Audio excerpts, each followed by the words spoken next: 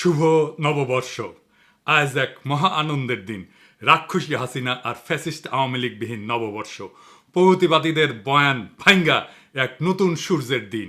এই দিনকে ছিনে আনার জন্য আমাদের আগুনের মতো হাজার হাজার পোলামাইয়া তাদের জীবন দিয়া শহীদ হয়েছে। তাদের আমাদের জাতির তরফ থেকে সালাম। আমাদের আকাশের তারাদের এই শহীদদের দিয়া নামকরণ করব। এক একটা তারার এক এক নাম দেব। এই শুভ দিনে কাউরে বাম্বু দেওয়া ঠিক না, আর গান্ডুদেরকে বাম্বু দেওয়া কোনো মজা নাই, তাও বাম্বু দিতেই হয়। তো এই শুভ দিনে এনা বাম্বু দিয়াই শুরু করি। আসেন আল্লাহর নামে বাম্বু চলমান হোক। আজারি হুজুর মার্চ ফর গাজায় চোখে একটা সানগ্লাস পরিছে, ভালোই লাগিচ্ছে মাশাল্লাহ। কচু খেতি ওটা আবিষ্কার করেছে, এটা রেবন কোম্পানির, ওই কোম্পানি ইসরায়েলে বিনিয়োগ করেছে। তাই মেলা গ্রুপ নাকি রেবনকে বয়কটের ঘোষণা দিছে। ওই রেবনের সানগ্লাস আজারি হুজুর পিন্দিছে, মেলা খারাপ কাজ করছে আজারি হুজুর। তাই তো কইছে কচু খেতি, তাই না তাই না তাই কইছে না? হ্যাঁ, কচু খেতির আসলে সমস্যা কই, তার কোন কোন জায়গায় ব্যথা? হ্যাঁ, তার ব্যথা তো আজাহারি স্মার্ট তরুণ, দেখতে ভালো মাশাল্লাহ, ভালো বাংলা ইংরেজি কইতে পারে। তাই টাটায় বাঙ্গুয়ালিদের তারা দেশ ছাড়া করেছিল, এখন লাগিছে পিছে। কিছুদিন পরপরই পিছে লাগে। ওই যে দুদুও লাগিছিল পিছে, দিসিয়াটা শান্টিং থেমে গেছে। কিন্তু যে কথাটা কইছে সেটা কি যৌক্তিক কথা? কচু খেতি আমার আগ্রহের বিষয় না, কিন্তু এই ধরনের বিষয়গুলো কিভাবে ডিল করতে হবে সেটা আমাদের বুঝতে হবে। এখানে মেলা বিতর্কের বিষয় আছে, এটা একটু খোলাসা করে না বললে আমাদের জন্য বোঝা খুবই মুশকিল। আর এইসব আলোচনা যারা তুলে তারা আসলে কার স্বার্থ রক্ষা করে, আর তাদের এই কুটনামিটা কেন করে সেটা বোঝাটা জরুরি। আসেন আল্লাহর নামে শুরু করি। পণ্য বয়কট বা বিডিএস কি এবং কেন? আপনারা জানেন যে আমি বাংলাদেশে হাসিনা পতনের আগে একটা বেশ সফল বয়কট আন্দোলনে আপনাদের সাথে নিয়ে শুরু করেছিলাম। তাই এই বয়কট আন্দোলন কিভাবে গড়ে তুলতে হয়, কেন গড়ে তুলি, সেটা নিয়ে ব্যাপক পড়াশোনা করতে হয়েছিল। কোন কোন পণ্য বয়কট করবো সেটাও ঠিক করা হয়েছে, অঙ্ক কইসা, কিন্তু আন্দারে কুন্দারে না।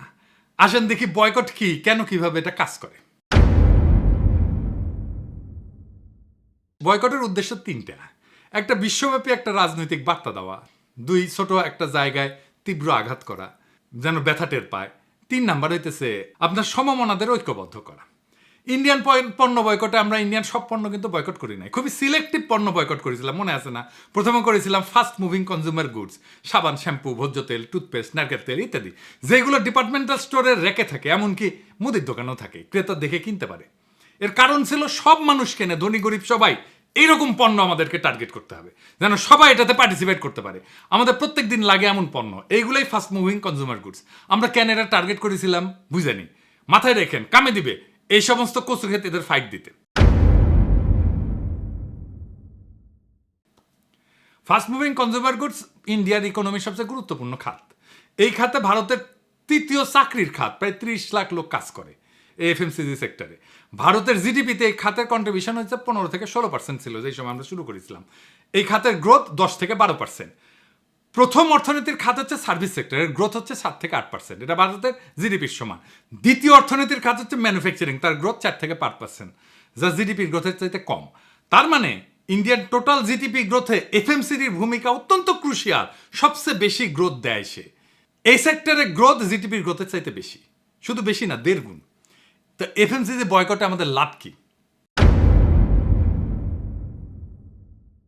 একমাত্র এফএমসিজি বয়কটে ব্যাপক মানুষকে সম্পৃক্ত করা যায়, এটা লাগে, প্রত্যেকদিন কিনতে হয় নিয়মিত। 2 নাম্বার হইতেছে পণ্য চিহ্নিত করা সহজ, কারণ সেটা সেলফে থাকে।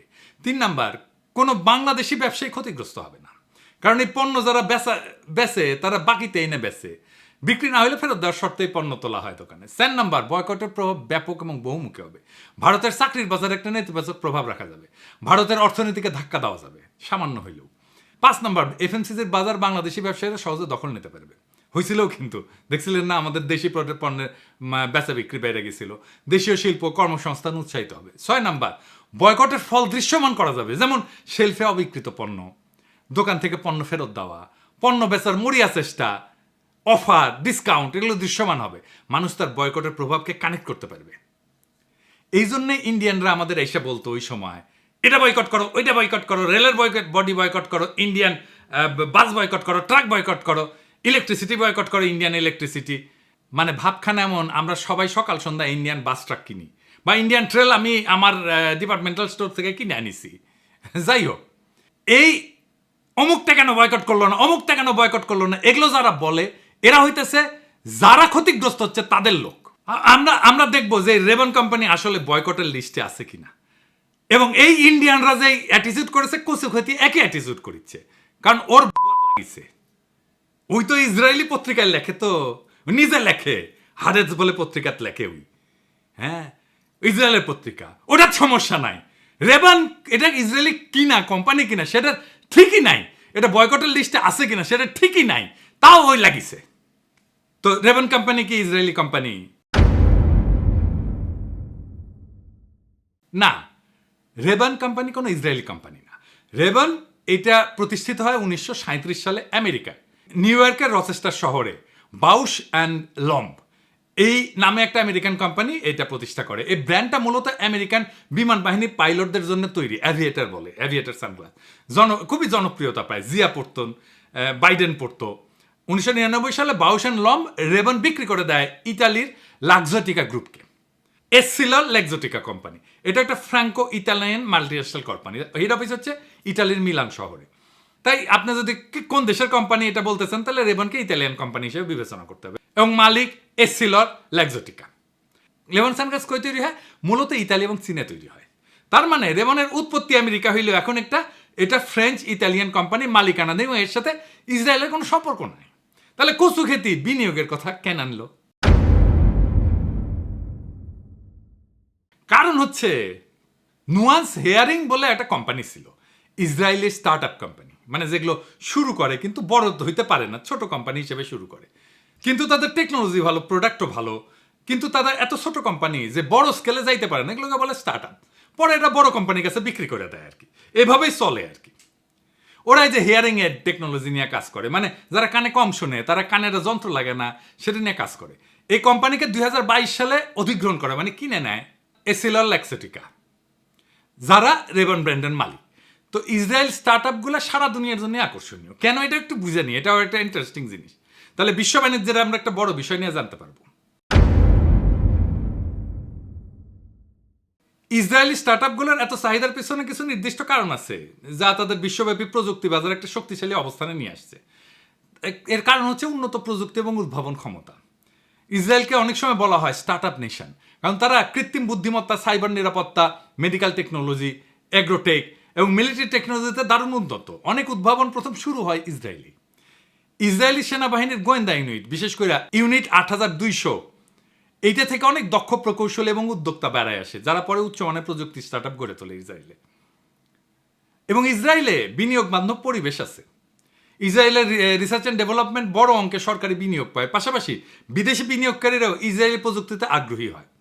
এতে করে স্টার্ট আপ দ্রুত বৃদ্ধি পায়। ইসরায়েলের আভ্যন্তরীণ বাজার ছোট হয়, তারা শুরু থেকেই আন্তর্জাতিক বাজারকে টার্গেট করে পণ্য তৈরি করে, ফলে আন্তর্জাতিক কোম্পানিগুলোর কাছে এই সমস্ত প্রযুক্তি অত্যন্ত আকর্ষণীয় মনে হয়। এই একই সুবিধা পাইছিল সুইস ফার্মা কোম্পানিগুলো সুইজারল্যান্ডে। নিজেদের বাজার এত ছোট যে সার্ভাইভ করার জন্য তাদের গ্লোবাল হয়ে উঠতে হয়েছিল। ছোট একটা দেশ, কিন্তু দেখেন কত বড় বড় ফার্মা কোম্পানি এই দেশের, নোভার্টিস, রস, ভাইফো, খুব বড় কোম্পানি। কিন্তু কচুকের জাল যে ওর অফিস ছিল জেরুজালেমে, কয়েক মাস আগেও তো বন্ধ করে দিচ্ছে। তো জেরুজালেমে অফিস ছিল কি জন্যে? ওই আল জাজিরা ছেড়ে দিবে। ওইখানে তো তাহলে বিনিয়োগ করছে আল জাজিরা, তাই না? ইসরায়েলে বিনিয়োগ করছে না, একটা অফিস করা মানে তো বিনিয়োগ করা। ওইখানে লোকদের বেতন দিতে হয়েছে না, টাকা দিতে হয়েছে না, বাসা ভাড়া করতে হয়েছে না, ওখানে পণ্য কিনতে হয়েছে না, ওখানে লোকজন ওখানে কেনে না। ওদের আল জাজিরা যারা কাজ করে তারা ইসরায়েলের মার্কেট থেকে পণ্য কেনে না। টাকাটা কার পকেটে যায়? ইসরায়েলের পকেটই তো যায়। একটা ইসরায়েলি স্টার্ট আপকে কিনে নেওয়ার জন্য যদি রেবনের সানগ্লাস পরা না যায়, তাহলে Google, Intel, Microsoft, Facebook, WhatsApp কিছুই তো ইউজ করা উচিত না, কারণ এরা একবার না বহুবার ইসরায়েলি কোম্পানি কিনছে। ছোট একটা উদাহরণ দিই, সার্ভিস ফ্রেন্ড এই নামে ইসরায়েল কোম্পানিকে ফেসবুক 2019 সালে কিনে নেয়। সার্ভিস ফ্রেন্ড হয়েছে একটা এআই ভিত্তিক স্টার্ট আপ, যারা চ্যাটবট এবং ভার্চুয়াল অ্যাসিস্ট্যান্ট প্রযুক্তিতে বিশেষজ্ঞ। ফেসবুক এই কোম্পানিতে হোয়াটসঅ্যাপ বিজনেসের সাথে কানেক্ট করে এবং মেসেঞ্জারের সাথে। আপনি মেসেঞ্জারে যে মেসেজটা দেন ওইটা এই কোম্পানির টেকনোলজি ইউজ করে তৈরি করা। হোয়াটসঅ্যাপে যে মেসেজটা দেন অটোমেটেড রেসপন্স হয় যেটা, সেটাও এই কোম্পানির টেকনোলজি ইউজ করে, সার্ভিস ফ্রেন্ডের টেকনোলজি ইউজ করে। তো তাইলে গুগল ব্যবহার বন্ধ করে দিতে হয়, হোয়াটসঅ্যাপ ব্যবহার বন্ধ করে দিতে হয়, ফেসবুকের মেসেঞ্জার ব্যবহার বন্ধ করে দিতে হয়, তাই না? আর রেবন কোম্পানিকে বয়কটের কথা কে কইছে? বিডিএস যেটা বয়কটের মুভমেন্ট, ফিলিস্তিনির সাপোর্টে যে বয়কট মুভমেন্ট, সেটার একটা ওয়েবসাইট আছে, আমরা একটু পরে দেখবো। ওইখানে এই কোম্পানির কোনো উল্লেখ নাই। কিন্তু সারা দুনিয়ার তো নানা চান্দাবাজ আছে কচু খেতির মতো, এরকম একটা ওয়েবসাইট বানায় বলে তোমার নাম ঢুকে দিব, তোমার নাম ঢুকে দিব, না দিলে গেলে না, আমার টাকা দাও, তোমার নাম তাছাড়া ঢুকে দেবো, এই করে এই সমস্ত ঝামেলাগুলো করে। তাই সত্যিকার অর্থে এটা বয়কটের পণ্য কিনা সেটা আপনি বিডিএস এর সাইটে যেয়ে দেখবেন। যদি দেখেন বিডিএস এর পণ্য, তাইলে আপনি বয়কট করেন। আরেক কথা না বললেই না, দাবি করে সে বিএনপি করে। এই আমারে আর ইলিয়াস রে কয় মব মাস্টার, দেখেছেন, আর আমারে বয়কট করতে বলে। হুই কচু খেতির ইজ অফ ডুইং বিজনেস নিয়ে কপি পেস্ট করে জ্ঞান ফলাইছিল। ওই কপি পেস্টই করতে পারে, তার চেয়ে বেশি কিছু না। গুগলও ঠিক মতো করতে পারে না। তারপরে মেলা সার্চ করে এই পোস্ট করিছে, দেখানোই লাগিচ্ছে যে বদমাইশিগুলো কেমন। অনেকে কয় এগুলো আপনি কন কেন, কিন্তু হয়তো অনেকে কনফিউজ হয়ে যায়। দেখেন কইতেছে আমার কোম্পানি লরিয়েল ইসরায়েলের মতদাতা। আবার কেউ আগ বাড়ায় কয় লরিয়েল ইসরায়েলি কোম্পানি, কেউ কছে শুনিছে আশা কয়ে দিছে আমার কমেন্ট বক্সে, এনা যে গুগল করে দেখবি তাও কিন্তু দেখে না। তো উই কি দিছে, একটা স্ক্রিনশট দিছে, কইছে লরিয়েল নাকি ওয়ান ফ্রেন্ড অফ ইসরায়েল, দিছে একটা স্ক্রিনশট দিছে। গুগল করে পেছে আর কি, তুই সার্চ করবি, সেটুকু ওর এনার্জি নাই। দেখিছেন না কেমন মোটা হয়েছে, কেমন চর্বি থল করে সে গোটা শরীরে। তো এডিটর সাহেব ওই সাইটে যান, দেখি তো ফ্রেন্ড, ওয়ার্ম ফ্রেন্ড দেখি না, দেখিছেন ওরা প্রমাণও দিছে, দেখেছেন এই যে লরিয়েল আসলে warm friend of Israel, proof একটা বাটন দিচ্ছে। এডিটর সাহেব দেখছেন। আচ্ছা এডিটর সাহেব বাটনে একটা প্রেস করেন না, দেখি কি প্রুফ দেখায়। দেখেছেন কোনো প্রুফ নাই, দেখেছেন। হ্যাঁ, ফিলিস্তিনের সাপোর্টে যে বয়কট মুভমেন্ট, সেটা একটা লিস্ট আছে এই সাইটে, এটি আছে নাম লরিয়েলের, দেখেন, নিজেই দেখেন। ওই আবার করছে কমেন্ট বক্সে, দেখেন বিডিএস এর নাম শুনিস তো, দেখেন ও নিজে শুনিছে, অক্সিগান ও নিজে শুনিছে, জিন্দগিতে শুনে নাই। এইভাবে দিনের পর দিন কয়টা ইরিটেট করে যাইতেছে দুনিয়ার মূর্খ। আর এখন বিএনপি জুতিছে সব। ও তো ওই গুগল ইউজ করে না, ওর বাসায় প্রিন্টার আছে না, এটা সব দেখেন না বিডিএস এর লিস্টে গুগল আছে কিনা। ওর বাসায় প্রিন্টার আছে না, এইচপি দেখেন না, আছে অবশ্যই। ডেলের কম্পিউটার আছে দেখেন, সেটা আবার ইন্টেলের প্রসেসর আছে না, দেখেছেন। এডিটর সাহেব দেখান তো এটা ইন্টেল আছে কিনা বয়কট লিস্টে, থাকবেই। এয়ারবিএনবি ইউজ করিছে না অন্তত একবার জীবনে। শালা ওই হ্যাগেস হচ্ছে না, দেখতে আসছে আমি পেদা গঙ্গা জল নিচ্ছি নাকি। শালা তোর পাশার যে গু আছে সেটা পরিষ্কার কর। আমি পেদা গঙ্গা জল নিছি কিনা সেটা দেখা লাগবি না, কারণ পেদা গঙ্গা জল নেওয়া লাগে না, হ্যাগে শোষা লাগে, তুই সেটা করছোস। আচ্ছা ধরা যাক যে আমি এমন একটা কোম্পানিতে কাজ করি যা বয়কটের অধীনে ওই লিস্টে আছে, তাহলে কি করব? যখন ভারতীয় পণ্য বয়কট চলতেছে, তখন আমরা এসে একজন কইল যে দাদা আমি প্যারাসুট কোম্পানিতে কাজ করি, আমি কি করব? আমি কইলাম মন দিয়ে কাজ করবেন, বেতন নেবেন, আর ওই বেতন দিয়ে জুই নারিকেল তেল কিনবেন। আমরা পণ্য বয়কট করেছি, প্যারাসুটের চাকরি তো বয়কট করি নাই, তাই না? এখন আপনারাই বলেন, দেখলেন তো গুগল তো এই বয়কটের কোম্পানিতে আছে, ইন্টেল আছে, আমাজন আছে, এইচপি আছে, কে নাই? কোন বড় কোম্পানি নাই? তো আমরা গুগলে যারা বাংলাদেশে কাজ করে তাদের গুগলের চাকরি ছেড়ে দিতে বলবো, নাকি বলে দেওয়া উচিত আমরা গুগল ব্যবহার বন্ধ করে দিব, জিমেল ব্যবহার বন্ধ করে দিব, নাকি করা উচিত গুগল ড্রাইভ ব্যবহার বন্ধ করে দিব, গুগলের সব সার্ভিস বন্ধ করে দিব? তাইলে তো যুক্তি অনুযায়ী যেহেতু গুগল ওই লিস্টে আছে, তাইলে তো গুগলে যারা চাকরি করে, আমাজনে যারা চাকরি করে, এইচপিতে যারা চাকরি করে, ইন্টেলে যারা চাকরি করে, তাদের আগে চাকরি ছাড়তে বলা উচিত হিসাব মতো, ঠিক কিনা? আমার কোম্পানির নাম তো এই লিস্টে নাই। যেহেতু বিএনপির সমালোচনা করি, তাই আমারে যেভাবে পারে ক্ষতি করা লাগবে। আওয়ামী লীগরাও এত খাইস্টা ছিল না, মানে এই যে নিঝুম মজুমদার, অমি পিয়াল, এরা far better as human being. দেখেন ওরা অনেক ফাজলামি করেছে, কিন্তু পলিটিক্যাল সে ফাজলামি, কিন্তু কখনো আমাকে পেটে লাথি মারা যায় কিভাবে সে ধান্দা করে নাই। আরে ভাই আমি তো ইয়াবা বেশি না, চান্দাবাজিও করি না, একটা ডিসেন্ট পেশায় আছি। আমার লরিয়ালের চাকরি না থাকলে এই এসে কইতো যে আমি কিছু করতে পারি না, ইউটিউব বানায়, পেট চালায়, সেটা অসম্মানের কাজ না। ইউটিউব বানায়, পেট চালানো অসম্মানের কাজ না, কিন্তু বিরোধীদের জায়গা তো ধরতে হবে পলিটিক্যাল, এসব নিয়ে না।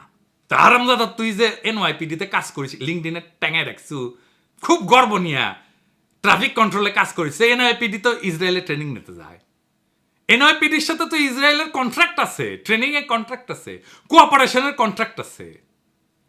এমএনএসটিও বলছে যে বারবার এনআইপিডি ট্রেনিং করতে যায়, লজ্জা লাগে না ওই কোম্পানিতে, ওই প্রতিষ্ঠানে কাজ করতে? 2 দশক ধরে ইসরায়েলের সাথে পুলিশ কোঅপারেশন করছে। আমেরিকার এনআইপিডি। তো তুই সার আগে এটা বাইঞ্চোদ। একদম বয়কট গোয়া মধ্যে দিয়ে ঢুকে দেবো শুয়ারের বাচ্চা। আজকে যে এই নতুন লড়াই শুরু হয়েছে না, এটা ফেসবুক পোস্টের লাইক কমেন্টের খেলা না, এটা একটা তপ্ত যুদ্ধক্ষেত্র হয়ে উঠছে, যেখানে সত্যের পাশে দাঁড়ানো মানে নিজের পিঠে আগুন নিয়ে নামা। আজ যখন কচু খেতির আর প্রগতিশীল এই বিএনপিরা গল্লিক মুখে নিয়া মুখোশ পইরা বিভ্রান্তি ছড়ায়, তখন আমাদের হাতে চাই তথ্যের তলোয়ার, যুক্তির কামান। বয়কট যদি অস্ত্র হয়, তবে সেটা চালাইতে হবে মগজ ঠান্ডা রেখে, হৃদয় গরম কইরা।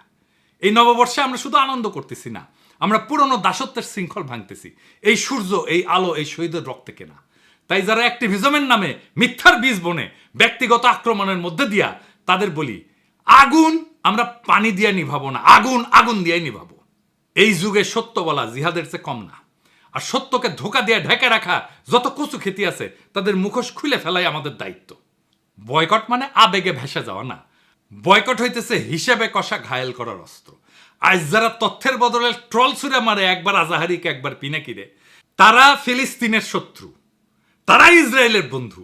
মনে রাখবেন, বিপ্লব আবেগ দিয়ে যেতে যায় না, যেতে ডেটা কৌশল আর দৃঢ়চেতা মানুষ দিয়া। আগুন যখন জ্বালাইছি, পুরাই ফেলবো মিথ্যার প্রাসাদ, সে কচু খেতেই হোক আর প্রগতিশীল বিএনপিরই হোক। ইনকিলাব জিন্দাবাদ।